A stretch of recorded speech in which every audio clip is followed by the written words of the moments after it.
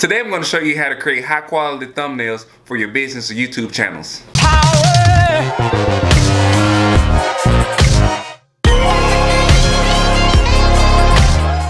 What's up guys, TJ here with the first of many YouTube training videos. If you like these types of videos, please like, share, and subscribe. I really appreciate it. Let's jump right into the video. So let's go right here to the screen and I'm going to show you how to create YouTube thumbnails that are high resolution, look really good, and are eye-catching. Especially if you are new to YouTube, it's very important that you have high quality thumbnails because people don't click on janky looking thumbnails. But this is how I do it. I go on Picmonkey.com. I have the monthly subscription. I think it's $7.99 a month. You can do this without the subscription, but you don't have to get the monthly subscription. I'm going to show you with the subscription, of course, because I have it. So let's jump right into it. So the first thing that I do is when I'm recording a video, normally I will take a kind of a selfie photo, and I'll either sit to the left or to the right of the photo, and I do that so I can make my thumbnail. So let's open this up. So the first thing you do is you got to click on open. Oops, that's the wrong button. There you go. You click on open, new, and computer, and I go to where I save my pictures at, and I have all of mine stored on this external hard drive, wherever it's at. There it is. And I go to my photos that I've taken, raw footage. Alright, so these are all of my pictures that I have taken. So I'm just going to take one of these photos that I've done. Let's look at this one, open it up. Alright, so this is the picture that we're going to work with. So the first thing that I do is I make sure that you crop it down. There are limitations to how big your thumbnail can be, and I believe it's a 2 megabyte limit. So normally if you make your picture, like I'm taking my photos from a DSLR camera, and they do take larger photos. So as long as you kind of cut it down some, you should be good. Normally if I'm doing like a face shot, I'll try to stick to the exact same proportions of a successful thumbnail. So I'll cut it down. This one's going to be 3318 by 1603. Don't pay attention to that too much.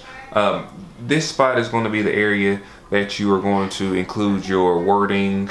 You don't need this part on the side, so normally I'll cut that out.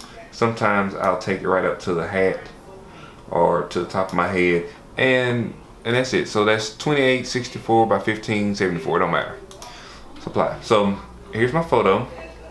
So you don't have to do this. It's completely optional, but I go ahead and do some editing on my photo. I do have the whites of my eyes are normally like kind of a yellowish tone, and any kind of, there's blemishes. I have blemishes and stuff on my face, so this is completely optional. I'm just going to show you how to do it just in case you want to do it. I go and I adjust like the brightness. Normally when I shoot, I have kind of a darker background, so you want to make sure that you get rid of that. Increase my highlights. I lower my shadows. That brightens up the picture like my face, but it kind of darkens the blacks. But you don't want to be too black because everything kind of starts getting washed out when you do that. And I increase my contrast, which brightens up everything again. Then I go to colors. I add or take away saturation. Normally I add saturation because it gives more of a natural glow to your skin. I either lower or higher the temperature. Normally I lower the temperature because it takes out some of the red and orange out of my eyes. Now if you have real white eyes, real white teeth, you really don't have to worry about this too much. You don't have to worry about this at all, but this is something that I kind of do before I post my thumbnails. So go ahead and increase the clarity, and I increase the sharpness of my photo. So now at this point you're going to see almost every hair on my face. You're going to see every blemish, every pore on my face. So now to correct that, I'm going to go and do some photoshopping. So you go over here and you see these icons that look like little crowns or whatever. Those are things that you have to have the paid subscription of $7.99 for. So there are other ones that you can use. You can use like the teeth whitening, this blush boost, this blemish fix, and there's a couple other ones down here. I don't use any of those.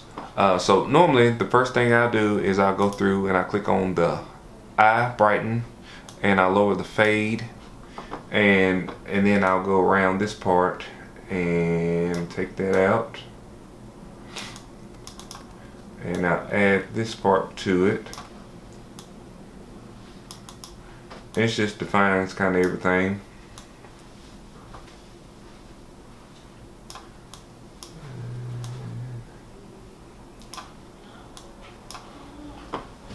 And you apply that, and then I go to the teeth whiten, and you go over your teeth, you can go over your eyes, anything you want to whiten and brighten, you can go over that. And the next thing you can do if you want to is the airbrush. They have natural and strong. You can lower or heighten the fade. You go through, you can add that in and apply. So that's pretty much it for that. And normally I'll add an overlay. So I'm going to show you both ways. I'm going to show you the overlay, and I'm also going to show you how to add the title in. Normally my overlays, I'll do a rectangle or a square. So I'm going to do this one with the rectangle. So your rectangle or your square, you're going to want to choose your color. Normally if I have whatever color shirt or hat I have on, I'll go ahead and make it that color, or you can do anything like this. Light in the background, you can make it that color. You can make it the green, like the plant here or the chair, whatever you want to. I'm gonna do the white. I'll make it bigger. Sometimes I do it over to the side like this and have it come out. Sometimes I do it from the top down, or I do it right here in the center. I'm gonna do this one from the side.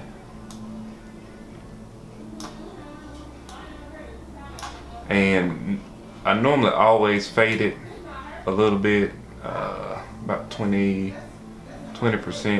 fade. You can close that, and that's it for your overlay. And then you can go to the text portion of it, and like I said, these ones that have the crown on them, you have to have the paid subscription for. So you can choose any of these. It doesn't matter really which one you choose, but you want to make sure that the letter is big enough where you can actually see it, because it is going to shrink it down quite a bit. So these are the ones that I normally use. I'm going to click on this smash.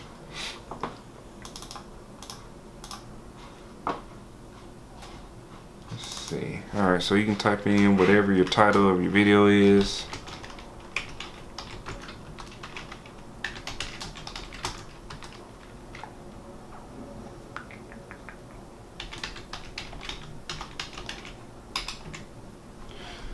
Alright, and move it over to your white background.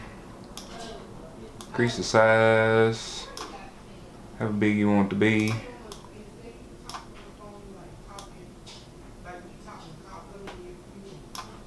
Alright, so at this point you can kind of stop here, but normally if I do a video and I want to pop out a little bit more, I won't do the overlay. So I'm going to show you how the other way that I kind of do it.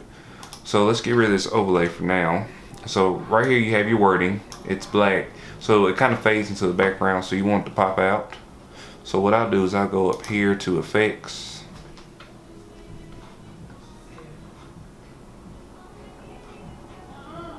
and I go down to draw. And this is really where you want a color or something that kind of matches what you have going. So I have the white, so I'll go ahead and do a white, and this right here show you the hardness of what it's going to look like. So this will be all the way 100%. This will be at 0%. I normally go about 20 or 30%. We'll go 26% right there.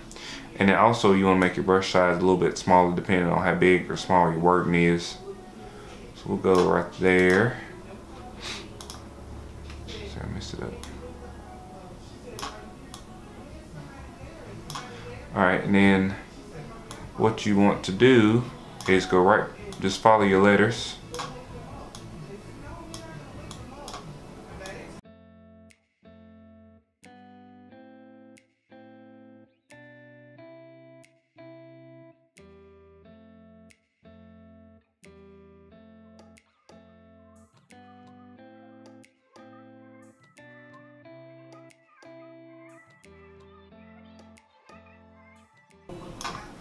This don't have to be perfect. You can just follow your letters because it's going to be really small anyway.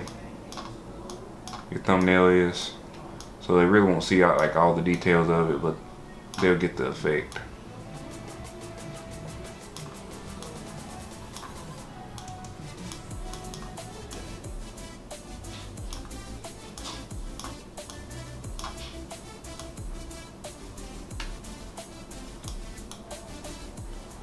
Alright, and that's it. And if you want to add in some different layers, you can. Like say for instance you want to add, you see this purple in the background, you want to add some of that, you can. Just highlights, something like that. You know, just be creative. But whatever you do, you want to make sure that it stands out, the words, so people can read the actual thumbnail. And that's basically it. On this Picmonkey, they changed it. If you click on save, what it'll do is to save to a hub on picmonkey.com. You probably don't want that. So to save it to your computer, you need to click export. And you can see we're under the 2 megabyte limit here. You can change the quality of the photo. Normally the middle, the pierce, is fine for YouTube. And change your image name and export to computer and it'll save. So these thumbnails, when you put them on your YouTube channel, let me show you mine right now.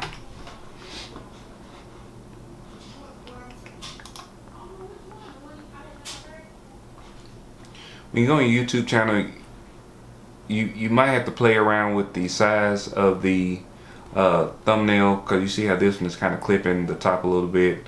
Nobody probably pays attention to it, but it's just one of those little small things that I look at. But that's pretty much it. Thanks, guys.